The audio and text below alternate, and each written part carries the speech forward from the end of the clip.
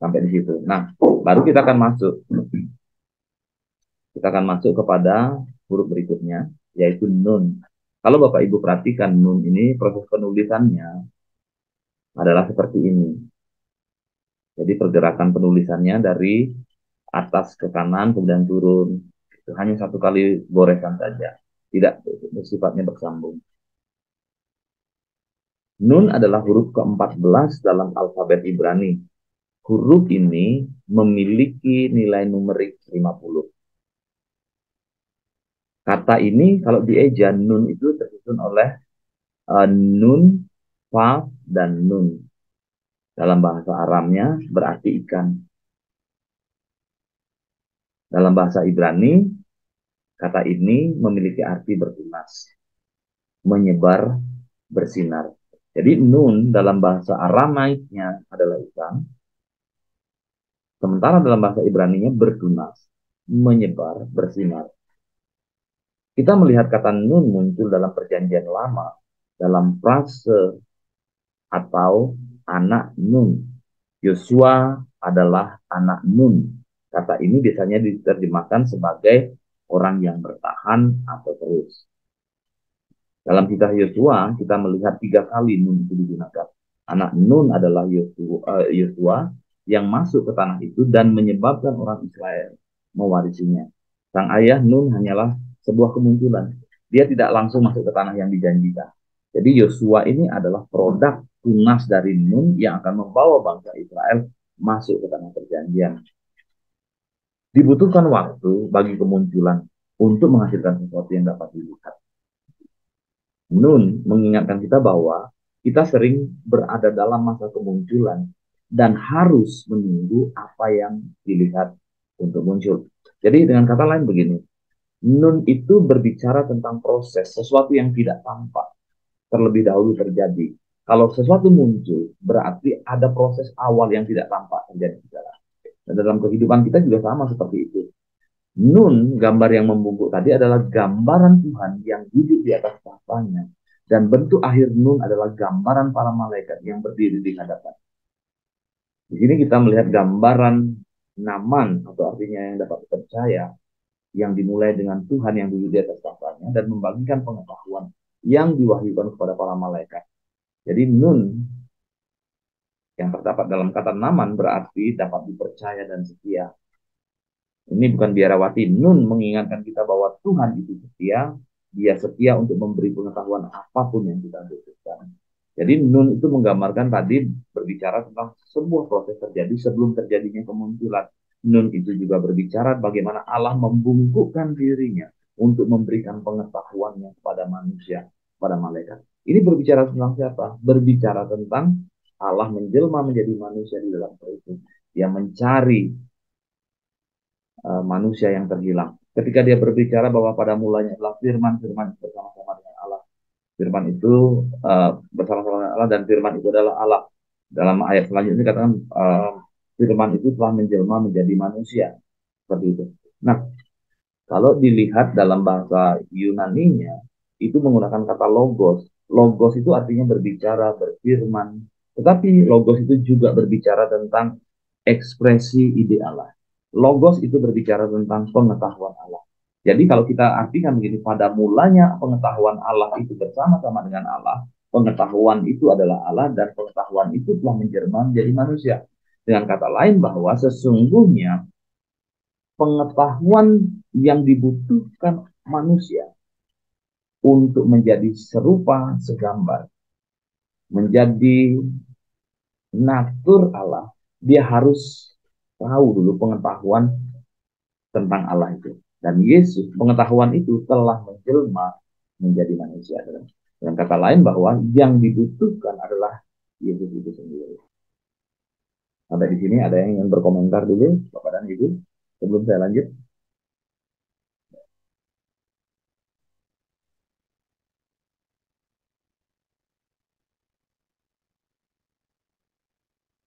Pak, itu Nun itu memang benar ayahnya si Yosua, namanya Nun. Ya, Oh, oke. Di Alkitab nggak ada ya, Pak? nanti Bu coba search saja.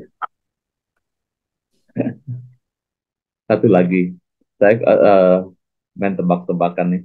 Pusat dunia itu ada di mana gitu. Kalau dunia ini bulat, pusatnya ada di mana gitu. Israel. Tepatnya di mana gitu dulu pertanyaannya. Di itu Pak, di Masjid Al-Aqsa itu bukan yang apa yang Dome of the Rock. Betul nggak Pak? Dom, Hah? Ada di Soalnya waktu Alkitab. sana, oh ada di Alkitab ya? Ada dong. Wah, kita nggak baca, berarti ketahuan kita Ada. jarang baca.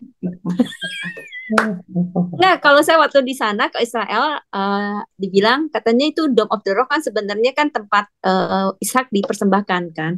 Hmm. Sebenarnya ada batu di dalam itu sebagai tempat penyembahan apa Ishak dipersembahkan.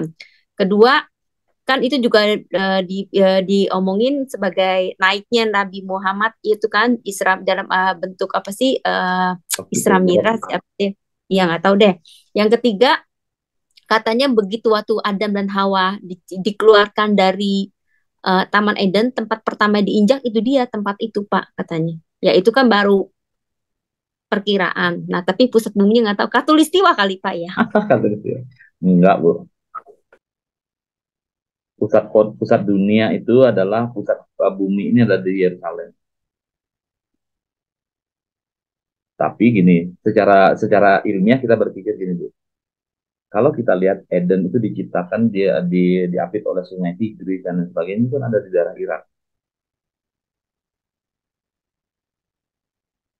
Pertanyaannya, kenapa Allah kemudian memindahkan dari pusat itu menuju kepada Yerusalem sebagai senternya? Nah, itu yang harus kita jawab. Apa makna dibalik semuanya? Jadi dulu benar dong Pak, kalau selama ini orang-orang bilang bahwa Taman Eden itu adanya di Irak. Iya, Karena benar itu Pak. iya di Tigris dan lain sebagainya itu kan juga sungai. Iya. Ada di Oh. situ. Tapi kenapa kemudian Allah memindahkan pusatnya ada di Yerusalem? Nah, itu yang harus kita jawab. Oh. Alkitab menulis the center of the world itu ada di Yerusalem. Berarti kalau kayak begitu Pak, waktu kalau memang itu Taman Eden adanya di Irak, sedangkan kalau menurut perkiraan misalkan benar nih si yang saya kasih Bapak bukunya itu dari si Toledo Guide lokalnya itu kan dia profesor Pak, dia bilang pertama kali Adam dan Hawa menginjakan kakinya di bumi itu di batu itu. Jalannya cukup jauh juga dong Pak diusirnya Pak. Iya. Sekarang kan Itu tinggal kan lihat batasan luasnya Eden itu berapa luas gitu. oh, termasuk mungkin sampai ke sana kali ke Israel ya Pak ya. Iya, Oh, jadi itu dia menarik pintu sekali. ya boleh gini Pak. Taman Hah? Eden boleh ada Tigrisnya semua di Irak, tapi pintunya adanya di Yerusalem. Betul. Dan Iya, ketika benar Tuhan nggak datang Pak? pun dia menjejakkan kakinya kan di situ di Bukit Sion ya. Ya berarti pintunya di Israel, tamannya boleh di sana Pak. Iya nggak Pak? Nah, jadi menarik Bu kalau kita belajar Alkitab itu secara apa namanya? Benar-benar melihatnya secara dalam dan konektivitas dari satu kisah ke kisah yang lain itu berhubungan semua nggak terpisah dia. Kenapa Pak? Bapak belum jawab. Kenapa tuh dipindahin? Oh, ntar dulu biar Bu Lusinya belajar sama Pak Erwinnya nih yang doyan baca nih. Saya kan untuk memberikan trigger aja supaya lebih semangat belajar Alkitabnya gitu. Asik ya belajar kalau begitu ya. Nah, kata Nun dalam Jadi bahasa Pak, ya, jadi Pak, bendera bendera Israel itu kan bintang Daud kan Pak. ya. Nah, terus di atas bintang Daud itu ada garis, terus di bawah di bawahnya itu ada garis juga. Nah, itu sebenarnya adalah yang garis itu adalah Sungai Nil, di bawahnya Sungai Efrat, Pak. Hmm. Sungai mereka melambangkan bahwa mereka ini menguasai dari Mesir sampai ke Efrat sana sebenarnya. Maksudnya begitu waktu Theodore Hart yang mencetuskan negara bangsa Israel Zionis itu di Inggris tahun 18 abad 1846 begitu Pak. Jadi saya baru tahu itu. Ternyata garis itu adalah bukan hanya sekedar garis, tetapi itu adalah Ada maknanya ya. mempresentasikan tentang sungai yang besar itu. Ya. Nah, padahal sungai besar itu setelah zaman Nuh tinggal 2, nggak ada 4. Ada 4. Nggak ada 4 kan, ada cuma tinggal 2. Tigris sama Eufrat ya. Oh iya, gitu. Cuman ini hanya tambahan aja, Pak. Ya, makasih Pak Erin. Makasih, Jadi, Pak. saya perlu banyak baca untuk itu. Karena menarik sih itu ini. Apalagi Bu Lisi ini kayak kalau kayak ikan kelaparan kalau dikasih makan cepat gitu. Teman-teman kalau belajar juga gitu ya. Nah, jadi saya yang harus persiapan. Jadi kalau Bu Lucy minta seminggu sekali, saya yang mabuk.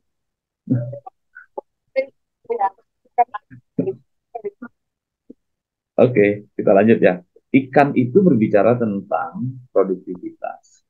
Jadi kalau nun itu berbicara tentang produktivitas, nun itu berbicara tentang pengetahuan Allah, nun itu bagaimana Allah sharing pengetahuan. Nah, konektivitasnya apa jadinya gitu? Jadi nun itu mengingatkan kita bahwa iman dan kesetiaan membawa kita pada rasa kelimpahan dalam kehidupan sehari-hari. Nun itu berbicara tentang representasi iman.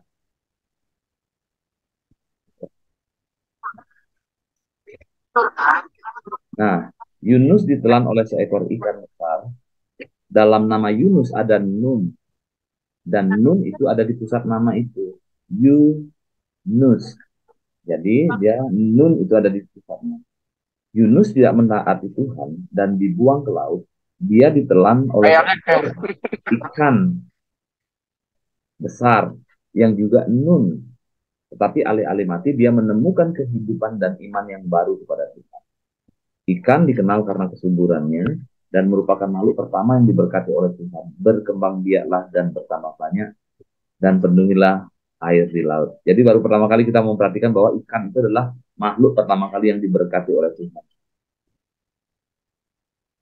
Jadi wajar dong kalau ikan itu proteinnya tinggi, paling aman untuk tubuh, tidak mengandung kolesterol, tidak mengandung urin, kayak gitu wajar. Karena memang dia adalah makhluk pertama yang diberkati.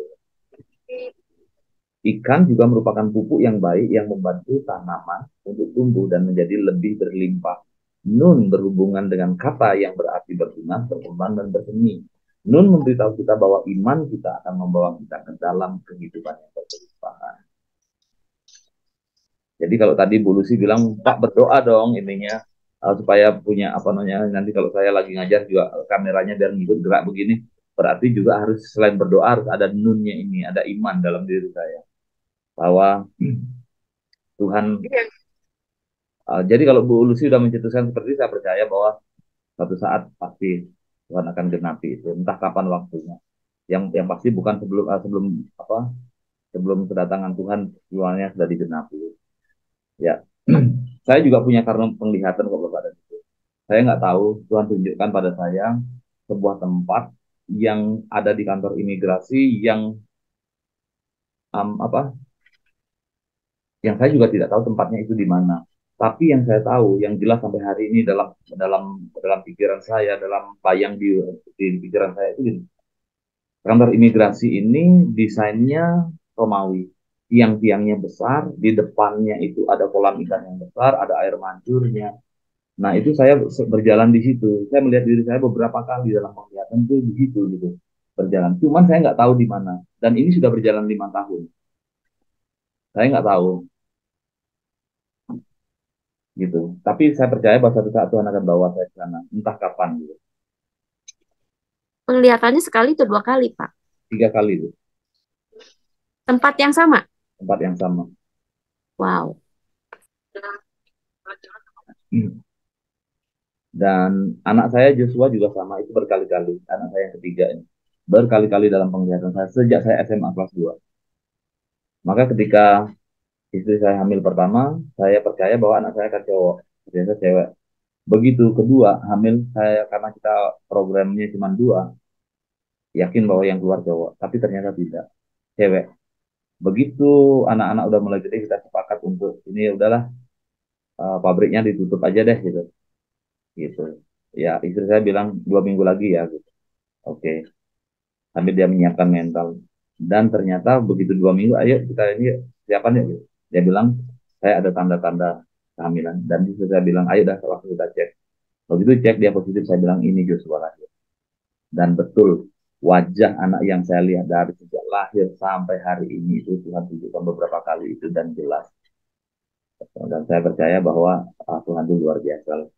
Dia sudah ada di depan saya 5 tahun, dia sudah ada 10 tahun di depan saya, dia sudah ada di situ dan dia tahu apa yang terjadi. Termasuk saya pindah kantor ini, Bu Lucy, saya nggak pernah cerita. Saya nggak pernah cerita. Nggak pernah cerita begini. Tuhan perintahkan saya, dia panggil nama saya, dia bilang, Edwin, waktunya kamu naik ke puncak. Di situ ada gunung es. Di situ ada gunung es, kamu harus berjalan melewati. Sekalipun jalannya licin, terjal, dan lain sebagainya, kamu harus berjalan dan sentuh itu es itu. Saya cerita sama istri saya, apa maksudnya? Saya bilang gitu. Dan proses itu begitu cepat, semuanya begitu cepat. Dan saya lihat anak saya sempat terpleset, saya masih tolong dia, saya bantu dia, dan saya ajak dia bersama-sama. Begitu nyentuh es itu penglihatan selesai. Dan saya nggak tahu apa yang terjadi ke depan, tapi saya percaya bahwa apa yang terjadi dalam hidup saya hari ini, Tuhan sedang bawa saya mengarah kepada rancangan itu saja, yang saya yakini. Dan doakan aja saya supaya terus berjalan on the track. Kemudian kita lihat seekor ikan juga merasa betah ketika berenang di tengah arus air yang naik turun. Nun, ini bukan biarawati, ini karena saya menggunakan translate. Nun mengingatkan kita bahwa kita juga harus merasa betah di tengah arus kehidupan yang naik turun. Jadi kalau kita lihat, ikan-ikan tertentu itu dia suka untuk melawan arus. Persoalannya bukan kita melawan arus atau tidak melawan arus. Memang sih ikan yang mati akan selalu ikut arus, tapi ikan yang sehat, ikan yang berkualitas tinggi seperti salmon, dia akan melawan arus. Terus begitu. Nah, dalam hidup kita juga diperhadapkan seperti itu. Sekalipun 1.000 orang, semua orang berkata itu benar, tetapi kalau firman Tuhan berkata itu salah, maka kita harus berani berdiri dengan berkata itu salah. Kita akan berkata salah sekalipun semua orang mengikuti.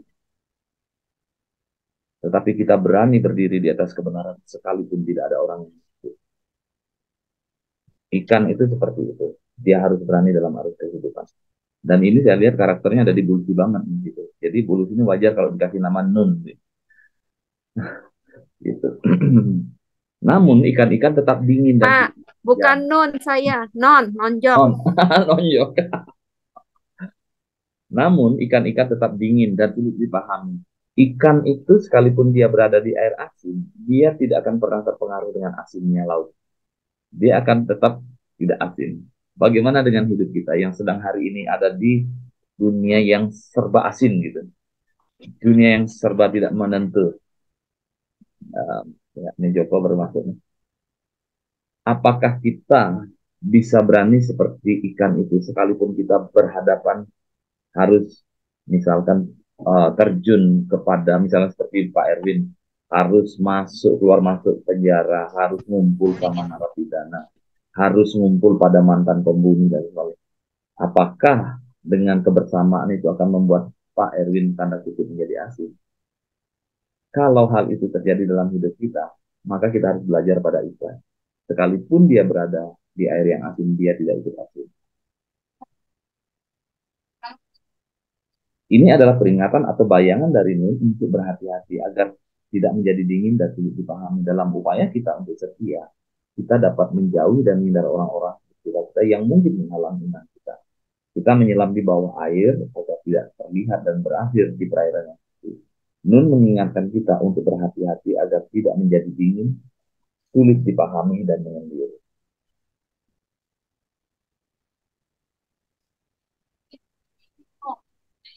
Nah, ini adalah ringkasan dari Nun. Nun itu berarti bertahan, melanjutkan, memancing, berkembang. Tapi jangan memancing keributan atau memancing persoalan ya. Kemunculan, daya tahan, iman, dan kesetiaan kehidupan yang berkelimpahan.